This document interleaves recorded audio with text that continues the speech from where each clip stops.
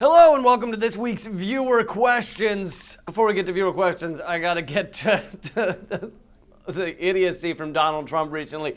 But I also first want to talk about Kamala Harris, who is now being pushed to us, right, as the new mainstream corporate candidate. You gotta love Kamala Harris because she takes all the corporate money. Before she was even running, she ran around all Hillary Clinton's donors to make sure she get the big money early. And so now she's the new corporate candidate. And she had this big moment in the debate where she brought down Joe Biden for being friends with segregationists and all that shit. And he is. He's one of those kind of undercover racists where he acts like he stands for civil rights and everything, but he was very good friends with some segregationists, and you wonder what exactly they had in common. Anyway, she nails him, right? Kamala Harris nails him. She says, you were against busing, and I was bused to school, and it was important in my childhood, and desegregation you were against. And he said, that's not true at all. I was against federal busing. Federally mandated busing. And she said sometimes the government has to step in and make the states do things when they're important, such as civil rights. And so it's this big moment. And everybody was like, wow, that was her starring moment. She's backed off it. That's right. She's that much of a politician. She's already backed off the crowning achievement of her campaign so far, which was that moment with Joe Biden. She now says she doesn't feel it should be federally mandated busing. It should have been by districts. Districts should decide whether they do that or not. And look, this shows how much of a politician she is. At the end of the day, she's even coming off her key moments. Like, she can't even hold on to that, which in the moment she acts like, it's her heart. She's pulling at your heartstrings. She's like, this was so important to me. This is who I am. This is how I became the woman I am. And then she's like, never mind. I wasn't really sure. I misheard the question. So that to me is amazing that she's already backing off of that. But I also wanted to, before we get to some questions, talk about, I'm sure you heard it already, but it's so amazing. I gotta bring it up. Trump's speech for the 4th of July, where he not only does he claim that that our Revolutionary War soldiers took over the airports, which is incredible, because I feel like miracle of air travel was more in the 1900s that kind of came about. Is he under the impression that the Revolutionary War soldiers were just kind of like flapping their wings really hard, so I'm sure you heard that part, but probably. But the whole sentence is amazing. The whole sentence, he goes, "Our army manned the air," which what the fuck does that mean? And then he says, "It rammed the ramparts."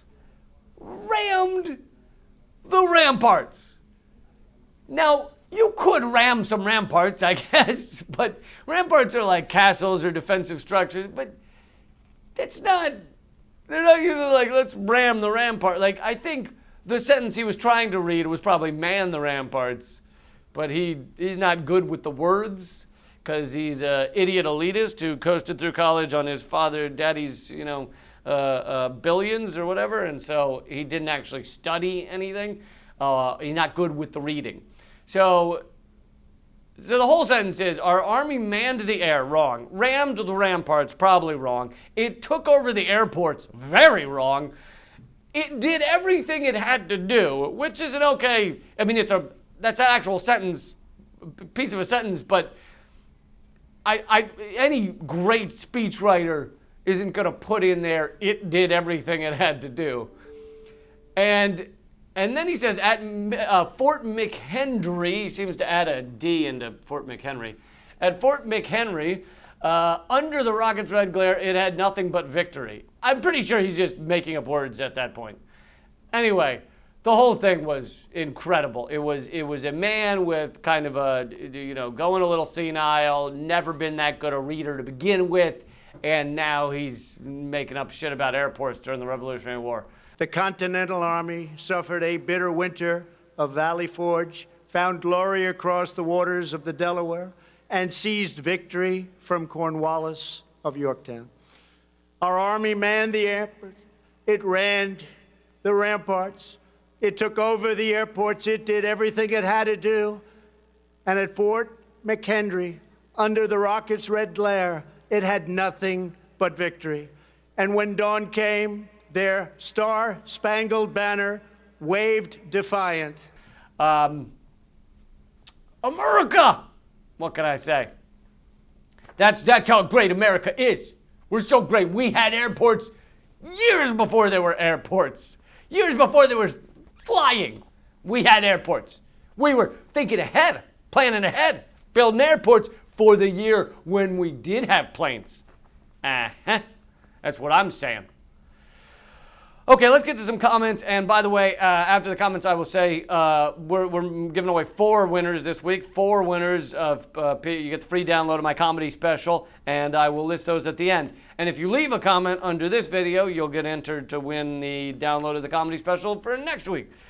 So Stephen Shuttleworth says, Lee, don't forget that our bro Joe Biden, was responsible for shepherding through the Senate the legislation that turned all student debt non-dischargeable, meaning you could not get out from under your student debt.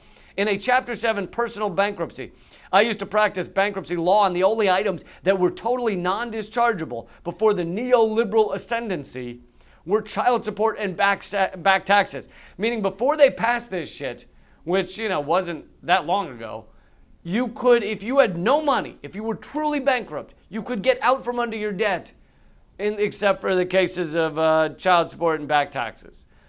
But now, thanks to a lot of Democrats and a lot of pretty much all the Republicans and most of the Democrats, you can't get out from under a lot of debt. You can't get out from under your student debt. It just follows your whole life. So it destroys lives. And Stephen continues, now students faced with over $1.5 trillion in debt. That's the whole nation. That's not one dude. Because, that would suck if that were just like Carl. It's like, oh, man, 1.5 trillion in debt. But that's the whole nation. And a static, if not failing economy, or falling into a lifetime of debt peonage. Joe Biden has his sticky hands all over their fate. Thanks, Joe. And he's right. Yeah, I didn't. And all the shitty things about Joe Biden, I didn't mention that one. But Biden is terrible on this. He's been funded by a credit card company. That's his biggest donor for most of his career, is like a credit agency. And so the debt is who he is. He puts Americans into debt. In terms of the New York Times asking permission story, I covered how the New York Times publicly admitted that they asked for permission to publish their stories from the U.S. government, basically the national security state. Web30D says, and who is the U.S. government? I don't think it's Trump who approves the New York Times. And you're right, Web30, but I don't think you actually watched the video, because in the video I go through, oh no, it's not Trump. The New York Times is clearly not asking for Trump's permission, because Trump hates the New York Times, says what they're doing is fake news. A lot of it is fake news, but not for the reasons Trump usually says. But so they're not getting Trump's approval. They're getting the national security state's approval for their stories. And that's horrifying in its own right. It would be horrifying if the president were running the New York Times. It would be horrifying if the national security state has to allow these articles to go forward, which is the opposite of what journalism is supposed to be. It's supposed to be you hold to account the politicians. You hold to account the government, the agencies, the FBI, the CIA. It's not supposed to be you go to them and say, hey, we like to publish this thing. Can we please do it? Can we please? We want to talk about how you're spying on all American citizens. Can we please? Can we please? That's the opposite of what our journalism is supposed to be. Aubrey says, what could be more obscene than the spectacle of Mike Pence going before the Security Council trying to lie the world into a war in the name of a God he so obviously neither knows, nor loves, nor serves? I agree, Aubrey. I think she's referencing the Jake Tapper story I did, but she's talking about a different time where Mike Pence is begging to get us into war. I would argue Mike Pence also made up that God he doesn't know very well. But how insane is it that guy, very belligerent, very bloodthirsty, then goes on CNN with Jake Tapper, and now Pence is the one agreeing with Trump for not bombing Iran. And Tapper and CNN are the ones going, please bomb Iran. Why are you not bombing people, creating war, killing innocent civilians? Why are you not doing this for us? That's what our media has become. That's what CNN is. That's what fucking Jake Tapper is.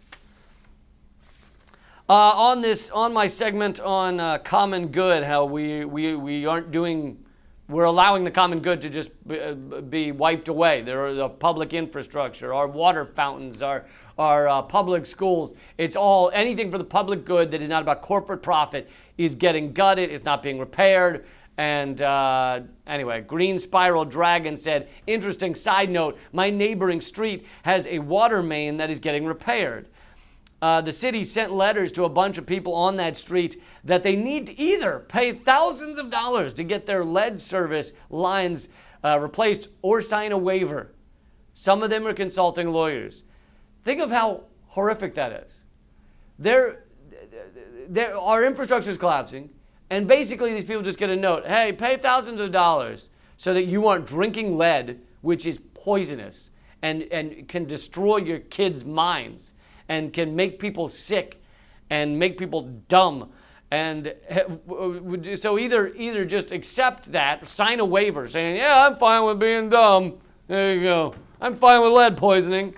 Or pay thousands of dollars to deal with this. Like, that's the opposite of kind of the contract we sign with our government to be a part of this society. We expect to not be put in that situation. And it's fucking repulsive that people are. You pay for you fix the lead pipes. You pay to fix that on your own. Or you send a waiver saying we're poisoning you. It's horrific. On my segment on Move to Amend about getting money out of politics, Sluffy B says, love this idea. Don't care if you're left or right. This is a good idea. I agree. I know this makes me a dick. That should be YOU''RE, and I'm sorry to be a dick about it. The your thing bugs me. Just in life. I know people type quickly and they don't pay attention. But anyway, I agree. It doesn't matter whether you're left or right wing. We should want money out of politics. We should want a constitutional amendment saying that our elections, politicians cannot take money. It should be publicly funded elections, and there's a lot of ways this needs to be fixed. But good point. Doesn't matter whether you're right or left. On the DNC server story, there's a last question here. On the DNC server story, which basically just recently, in Roger Stone's trial, thanks to Discovery, we found out the FBI never saw the DNC servers, which we already knew. The DNC servers were destroyed, which we already knew.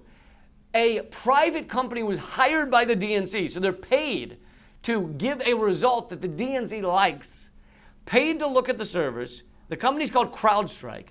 The FBI has admitted they never got a final unredacted report from CrowdStrike even saying what the DNC servers showed and that Russia hacked the DNC servers. So basically this private company paid for by the DNC goes to the FBI and says, Russia hacked these servers. And the FBI was like, okay, cool. We're never going to see the servers. We're never going to see the final report unredacted. Cool. That's what we just found out. Flash Flood Area 3 says, funny how they didn't even bother to give CrowdStrike a cuddly, patriotic-sounding euphemism for a name. That's true. Normally that's what they do. And instead, it just went with a name that conjures up the image of droning people indiscriminately, coupled with the logo of a predatory bird about to attack. Good point. Good point, Flash Flood. CrowdStrike does sound horrific, because I don't think they're talking about a union strike. I think they're talking about blowing shit up. But yeah, they have a name like Blackwater or something. Just sounds horrific. So to get into, here are the winners of the comedy special. We're doing 4 this week. If you are a winner of the free download of my stand-up comedy special, my latest special.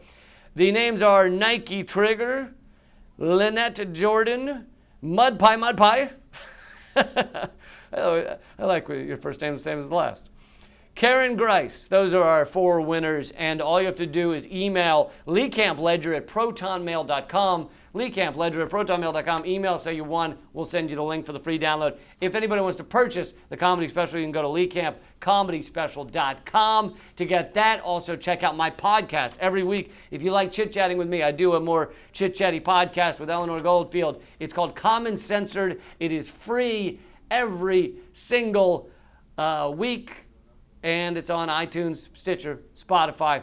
Oh yeah, also want to add that I'm performing live in London, England. That is my only UK stop, my only Europe stop. It's the only time I'm going to be performing on that side of the pond for a while, I can promise you. So London, England in August. It's already over half sold out. And you can get that at leecamp.com/schedule. Also coming to Minneapolis, Kansas City, Missouri, what else I got? Madison, Wisconsin, Milwaukee, and of course Washington, D.C. All of those tickets are at leecamp.com/schedule, or just go to leecamp.com, click the schedule tab, and you can vote for your city to be added. All right. Thanks a lot. Keep fighting.